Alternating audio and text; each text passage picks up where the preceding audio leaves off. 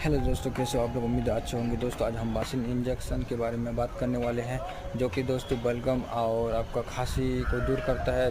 कभी कभी होता है कि आप लोग बहुत दवा खा के ट्रीटमेंट करके थक चुके हैं और आपका बलगम जो खांसी है नहीं छूट पा रहा है, नहीं कम हो रहा है। तो ये दो अमीकासिन इंजेक्शन आप 500 mg का अमीकासिन इंजेक्शन आप दिन में 2 बार ले सकते हैं। बट ये डॉक्टर के एडवाइस से ही ले दोस्तों, बिना एडवाइस की मत लीजिए। और ये जो एडल्ट के लिए है 500 mg दिन में 2 बार या 1 बार काफ़ी है, 1 बार ले सकते हैं। तो कभी कभी होता है कि आप लोग दवाई खा के थक चुके होते हैं, कुछ भी दवाई आप लोगों को काम ही नहीं कर रहा है, तो ये इंजेक्शन आपके लिए खास करके